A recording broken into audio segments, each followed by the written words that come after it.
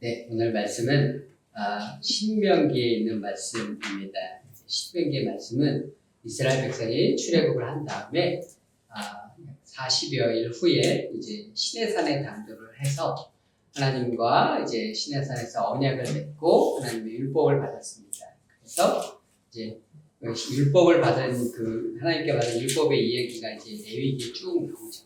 여기 있다가 민수기 9장에 가게 되면은 민수기의 앞에 이제 처음에 인구조사를 하고 몇 명이 되는지 민수기 9장에 이제 출발을 하게 됩니다. 시내산에서 이제 출발을 하게 되면 민수기 13장에 가게 되면은 이제 정탐꾼들이 가서 정탐을 하고 왔다가 이제 정탐꾼의 보고를 받고 이스라엘 백성들이 우리가 다 죽게 되었다고 이제 막 하나님 앞에 반역하는 일들이 있게 되면서 40여 년의 광야 생활을 하게 됩니다.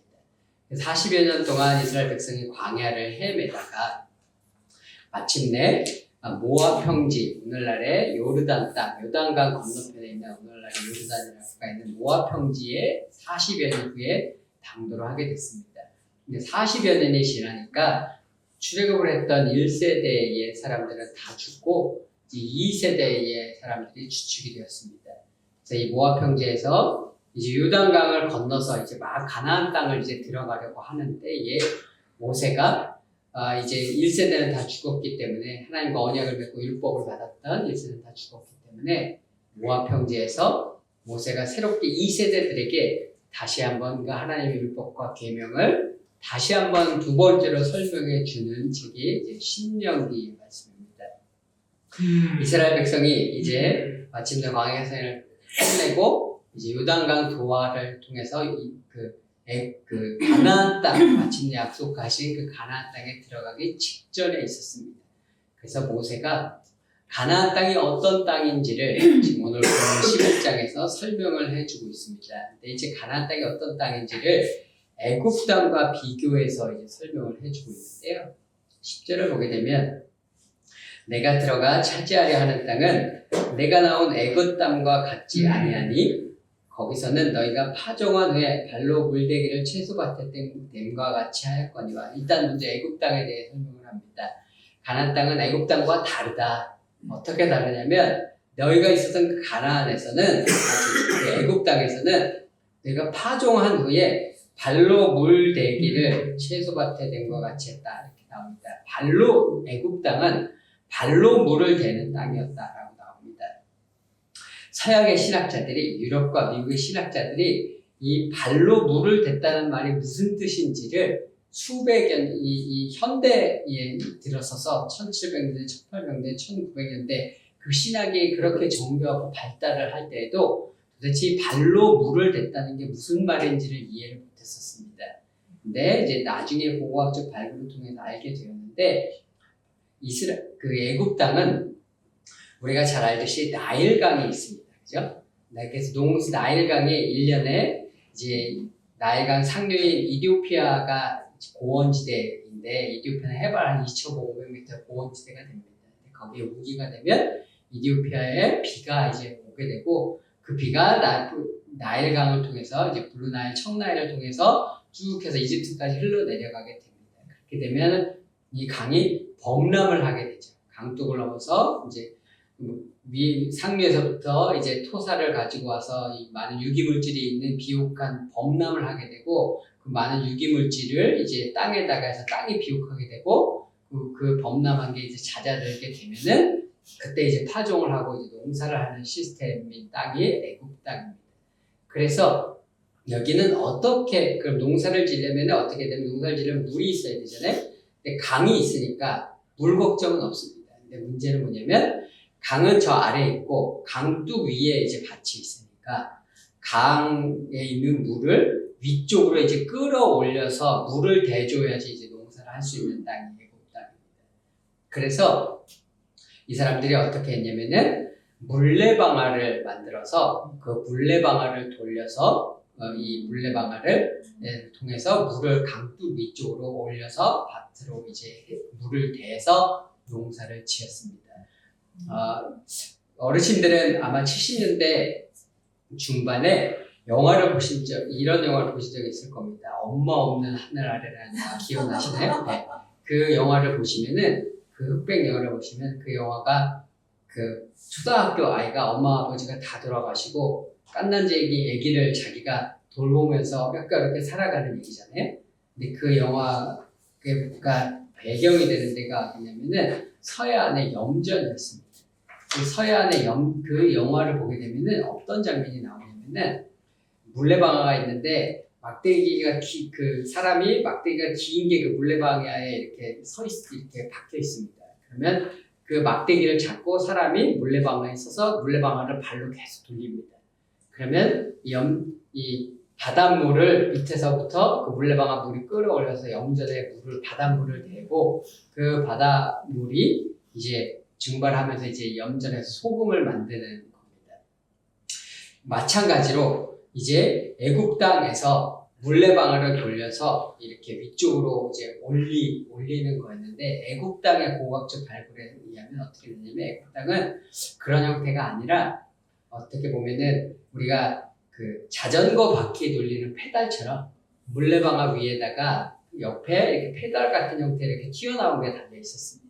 그래서 그거를 사람이 발로 힘껏 이 자전거 바퀴 돌리듯이 돌리는 거예요. 그러면은 발로 돌리면은 이 물레방아가 돌아가면서 강둑에 있는 물이 물레방아를 타고 올라와서 나일강에 있는 물이 이제 위쪽으로 이렇게 전달이 돼서 그렇게 이제 물을 대는 겁니다.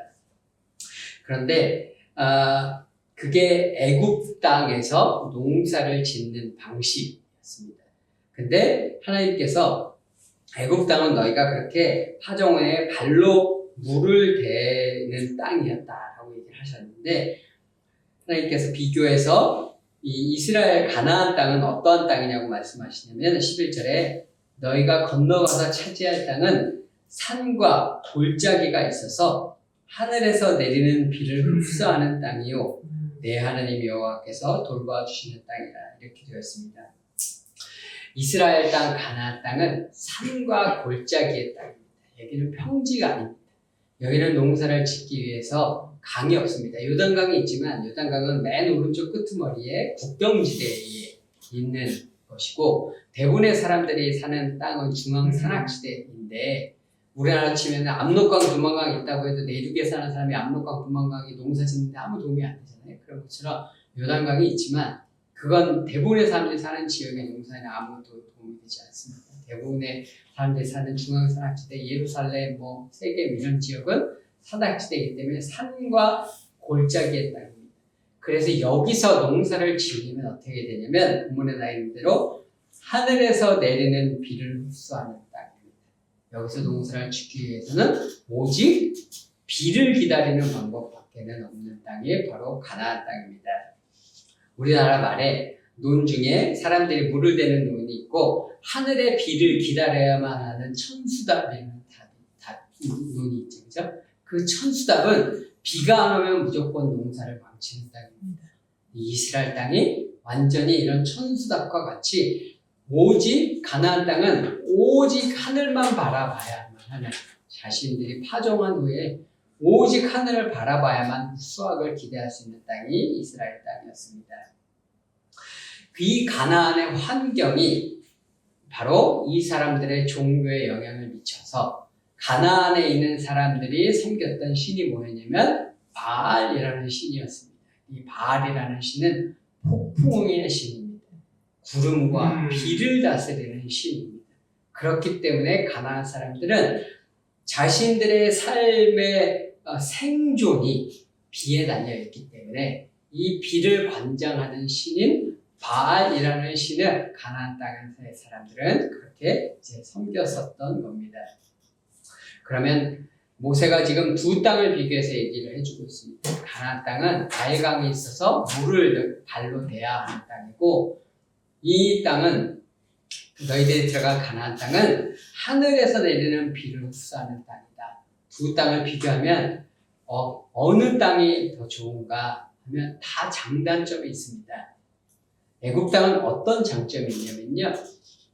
물이 항상 있습니다. 나일강이 항상 있기 때문에 물을 걱정할 필요는 없습니다. 다만 여기는 인간의 노동력이 필요합니다. 그 물을 그 물레방아를 발로 자기가 힘껏 돌려서 그 물을 끌어올려서 밭에 대야 하는 인간의 노동력이 필요합니다. 잘 아시겠지? 예전에 이제 옛날 우리 수도가 없었던 시대에 시골에서 살았던 분들은 아시겠지만 물지개를 지고 나르거나 우물에서 이런 걸 해보신 분들은 아시겠지만 물이라는 게 세상 가장 무거운 물건이 물입니다. 예. 제가 아프리카에 있었기 때문에 이제 물이 안 나오면은 어느 곳에나 이제 그 지방에 가게 되면 사람들이 물이 없으니까 어린아이들도 다 물을 구해서 이게 물지개를 지고 늘 이렇게 다닌단 말이죠. 저희 있는데도 물이 안 나오면은 펌프가 있어서 그 바켓에다 해가지고 물을 날라야 되는데 물은 세상에 제일 무거운 겁니다. 근데 그거를 매일 우리 집 앞에 있는 텃밭이 아니라 그 넓은 밭을 해야 되는 노동은 엄청나게 힘든 노동이었을 겁니다. 그 넓은 밭에 물을 대기 위해서 하루 종일 그 물을 대야 했을 거고 아침에 일어나면 가서 그 발로 물레방을 돌려서 물을 대야 했을 것이고 저녁이 되면 또 그런 일을 해야 했을 겁니다. 엄청난 노동력이 필요한 고된 노동이 필요한 곳이지만 물이 항상 있기 때문에 수확이 보장되는 땅입니다. 자기가 노력만 한다면 자기가 게으름을 피워서 물대는 일을 하지 않는 게으른 자만 아니라면은 일정량의 수확이 보장이 되는 땅입니다. 그렇기 때문에 자기 앞으로의 삶의 수확이 어느 정도 나올 것이다 라는 것이 자기 삶의 계산이 되는 땅이죠. 오늘로 치면 꼬박꼬박 봉급이 나오는 것과 같은 형태의 자기 앞에 미래를 한 달에 봉급이 얼마가 나오면은 이게 다음 달에 얼마 수입이 있으니까 계산을 해서 자기가 삶을 계획을 세워서 살 수가 있잖아요. 그런 것과 같은 땅이 바로 애국 땅 같은 땅인 겁니다.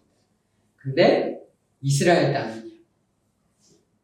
이게 이제 애국 땅은 그래서 애국 땅은 애국 땅은 그 물이 풍부하기 때문에 얼마나 이게 좋은 거냐면 수확이 물만 잘 되지면 수확이 확실하게 보장이 되어 있습니다. 그래서 광야에서 이스라엘 백성들이 뭐라고 얘기를 했냐면은 모세에게 불평을 할 때 이스라엘 백성들이 했던 말이 내가 우리를 젖과 꿀이 흐르는 땅에서 이끌어내어 광야에서 죽이려 함이 어찌 작은 일이기에 오히려 스스로 우리의 왕이 되게 하느냐 이렇게 모세에게 불평을 했습니다.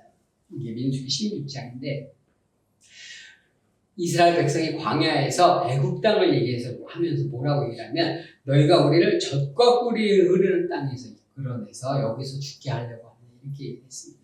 그만큼 애국 땅이 풍요로웠다는 뜻입니다. 애국 땅에는 곡식이 넘쳐났습니다. 애국 땅에는 밀과 보리가 넘쳐났고 인류 최초로 맥주를 만들어 먹었다는 땅이 이제 애국 땅이잖아요. 그리고 거기서는 채소가 풍부했습니다. 1세기 예수님 당시에 사도 바울 당시에 로마 제국에서 로마 시에서 소비되어지는 밀의 80% 정도가 이집트에서 수입한 곳이었습니다. 그만큼 우리가 나일 델타라고 하는 그 곳이 엄청난 이스라엘 로마 제국의 브레드바스켓, 뭐죠? 브레드바스켓. 하여튼 그 곡식 로마 제국의 곡창지대였었던 거죠. 네. 그래서 애국 땅은 그렇게 인간이 노력만 하면 엄청난 풍요가 보장되어지는 땅입니다. 다만 한 가지 단점이라면 본인이 인간의 노동력이 투입이 돼야 한다는 것. 그것 외에 엄청난 풍요가 보장된 땅이 애국 땅인데 반면에 이스라엘 땅은 어떤 땅이냐? 하늘을 기다려야 하는 땅입니다. 절대적으로 하나님을 의존해야 하는 땅입니다. 절대적으로 하나님을 믿어야만 자신의 삶에 먹을 것들을 보장할 수 있는 땅입니다. 믿음이 없이는 살아갈 수가 없는 땅입니다. 그러면 애국 땅과 이 땅을 비교했을 때 어느 땅이 더 좋아요? 여러분 두 땅 중에 다만 근데 이스라엘 땅의 장점은 뭐냐면 여기는 인간의 노동이 필요하지 않다는 거예요. 본인이 물을 대기 위해서 씨만 뿌려놓으면은 물을 대기 위해서 본인의 노동과 수고가 하나도 필요하지 않은 땅이 바로 이스라엘 땅입니다. 그러면 두 땅에 각각의 장점과 단점이 있죠. 그러면 이 두 땅 중에 과연 어느 땅이 더 좋은 땅인가? 라고 했을 때 만약에 저는 하나님께서 너에게 이 두 땅을 이렇게 보여주시고 어느 땅이든지 네가 좋은 땅을 골라가라 라고 말씀을 만약에 하신다면은 저는 애굽 땅을 고를 것 같습니다. 왜냐하면 거기는 내가 게으르지만 않으면 수확이 보장이 되는 땅이거든요. 내가 내 삶을 내 스스로의 노력으로 컨트롤을 할 수가 있는 땅이에요. 내 미래를 내가 설계하고 내가 계획할 수 있는 땅이거든요. 근데 이스라엘 땅은 그런 땅이 아니에요. 내 미래를 내가 알 수 없습니다. 내 미래를 내가 설계할 수 없고 내가 내 삶을 컨트롤할 수 없습니다. 내 삶의 컨트롤대를 오직 하나님께 내어드리고 오직 하나님을 믿고 오직 하나님을 의지하고 하나님께 기도해야 하는 땅입니다. 그게 바로 이스라엘 땅입니다. 그럼 인간의 시각에서 보면 제가 보기에 인간의 시각에서는 애굽 땅이 더 좋아 보여요. 실질적으로 수확량도 훨씬 더 많고요. 로마 제국에서도 곡창지대였고요. 근데 이스라엘은 농업적으로 그렇게 막 풍요로운 땅은 아니고 대부분의 땅들은 석회암 지대이기 때문에 농사가 잘 되는 땅이 아닙니다. 기본적으로 토양과 토질이 그렇거든요. 인간적으로 보면 분명히 여기가 훨씬 더 좋아 보이는 땅이거든요. 애굽 땅이. 그런데 11절에 보니까 하나님의 시각에서 하나님께서는 뭐라고 말씀하시는 거냐면 너희들이 들어갈 이 가나안 땅이 훨씬 좋은 땅이야 라고 말씀하시는 겁니다. 사람의 시각엔 여기가 좋아 보이는데 하나님께서는 이 땅이 훨씬 더 좋은 땅이야 라고 말씀하시는 겁니다. 그 좋은 땅의 이유가 11절에 나옵니다.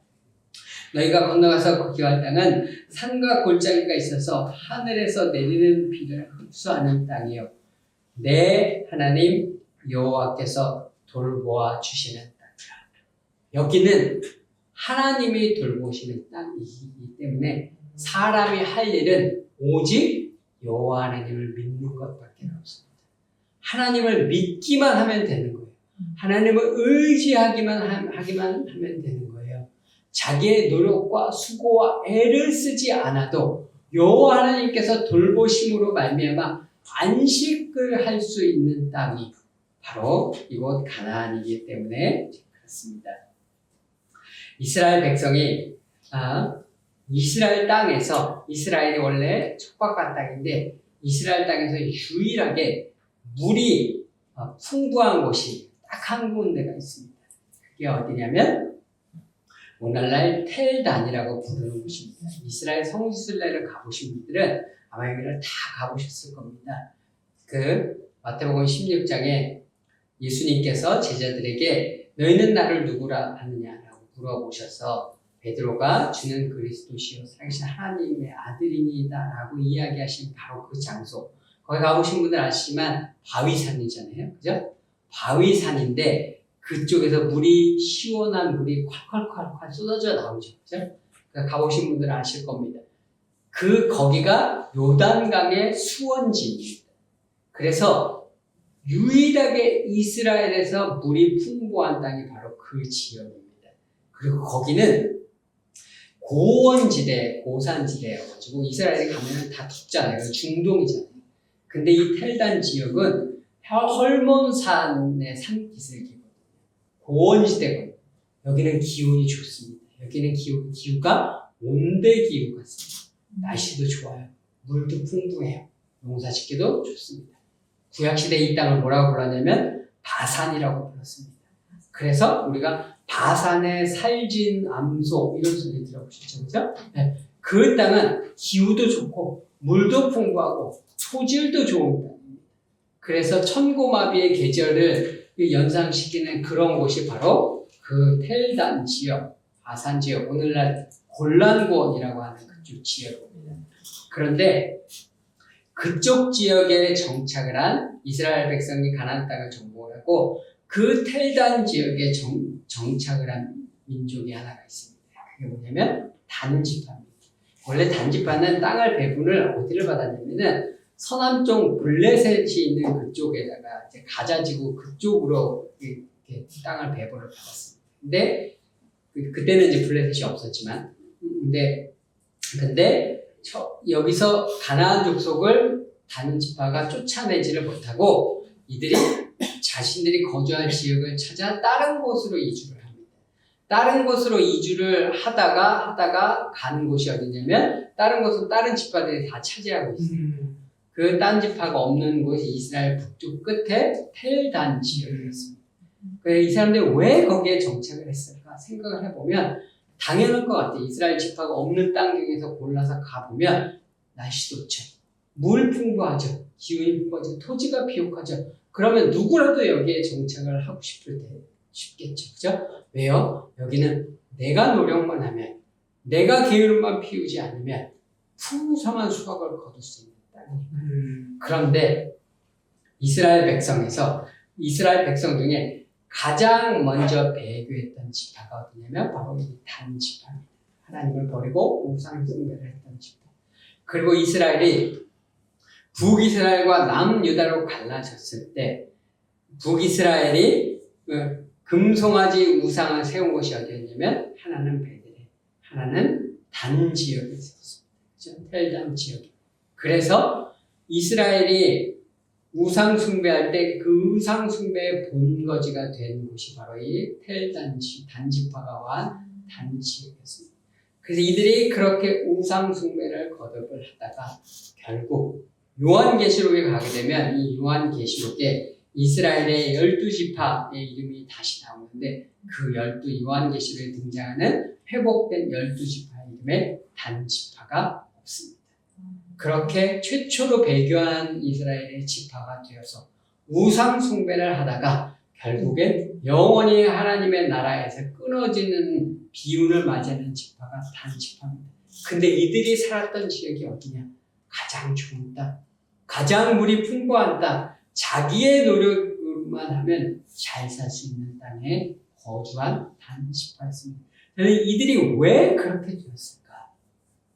이들은 왜 그렇게 이스라엘에서 끊어질 정도로 다른 지파는 그래도 다시 회복되어질 그 운명인데 이들은 왜 계시록에 영원히 회복되지 못하는 끊쳐지는 지파가 되었을까? 다 너무나 가장 좋은 환경 속에서 살다 보니 자기 자신만 의지하면 되거든요. 내 노력만 의지하니까 이들에게는 하나님의 필요가 없어지거든요.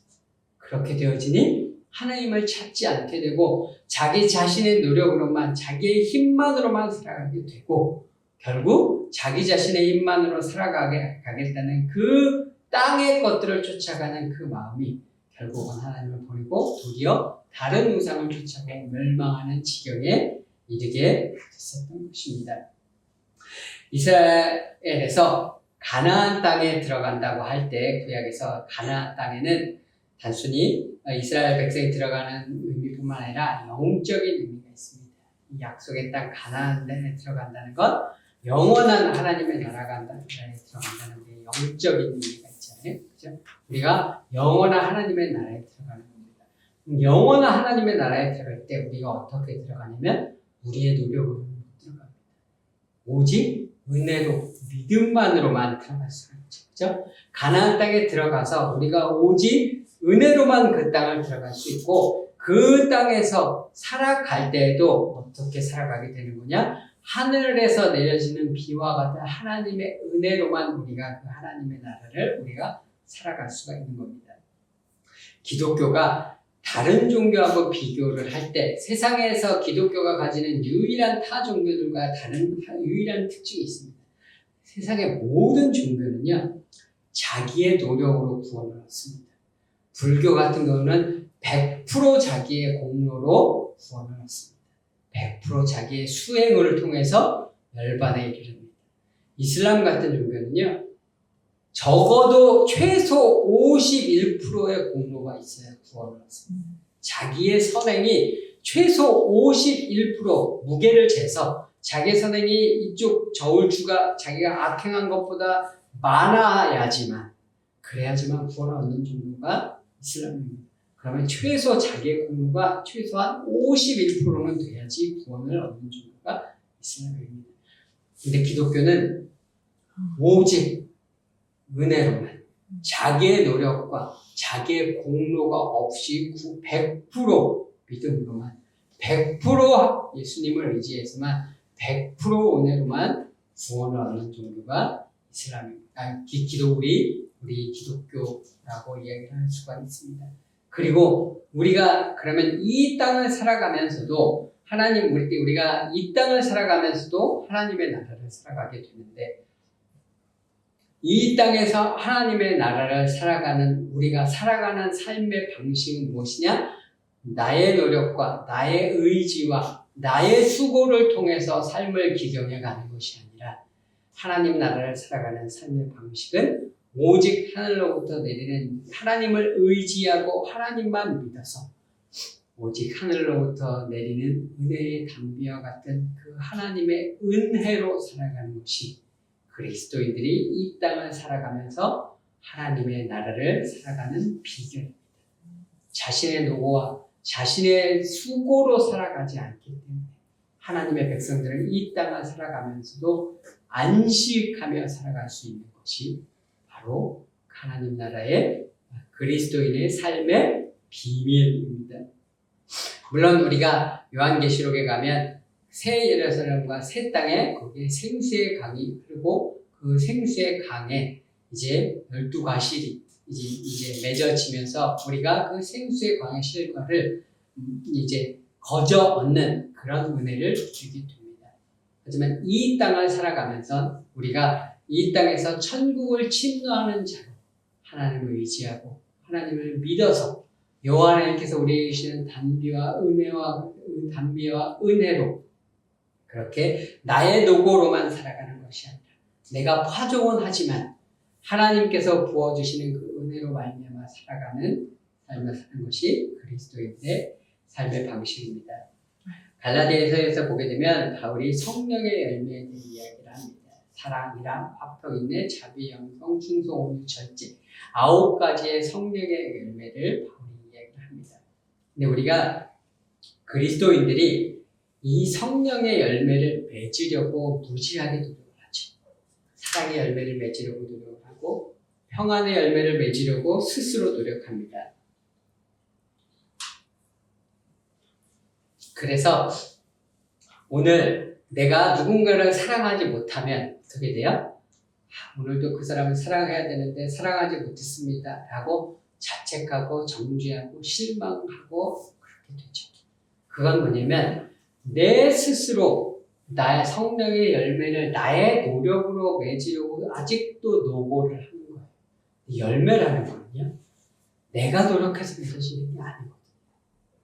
열매라는 건 가지가 나무에 붙어 있으면 저절로 맺어지는 것이지, 내가 노력해서 성취해야 하는 나의 노력의 성취의 결과물이 아니거든요, 열매라는 것은.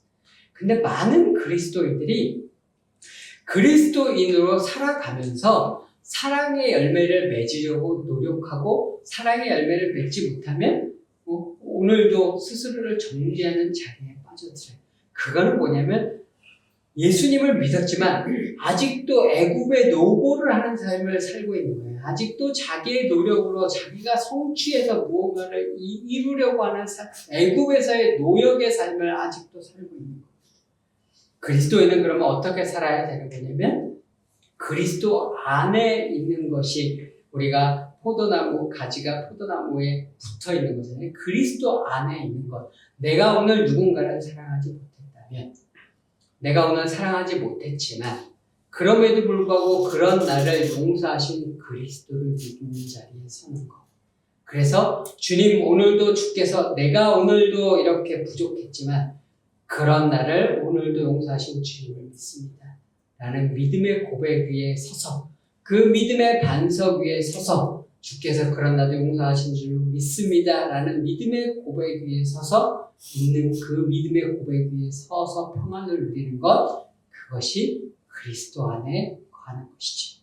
그래서 우리가 무언가를 잘못했다고 할지라도 그 그리스도를 믿는 믿음으로 말미암아 그리스도 안에 반복해서 우리가 자꾸 서게 될 때에, 그래서 다시 나를 정죄하는 자리가 아니라 그리스도 안에서 평안과 안식을 누리며 믿음 안에서 그리스도 안에 거하는 훈련들이 지속되어지고 반복되어지면 사랑이라 화평, 인내, 이 성령의 열매들은 저절로 조금씩 자라나게 되는 겁니다. 우리가 예수 그리스도를 믿으면서도 노역의 삶을 사는 경우들이 많이 있습니다. 그러나 하나님께서 우리에게 주시기 원하는 그 가나안 땅의 축복은 하늘에서 내리는 은혜의 단비로 말미암아 우리가 이 땅에서 우리의 노고와 노력과 수고를 멈추고 하나님께서 주시는 은혜를 누리고 안식을 누리며 살아가는 삶입니다. 오늘도 날마다 믿음으로 그 천국을 침노하셔서 하나님께서 주시기 원하시는 그 은혜의 담비와 같은 은혜, 그리고 노고가 없는 안식을 누리며 사는 삶을 살아가는 저 여러분 모두가 되시기를 주님의 이름으로 축원드립니다.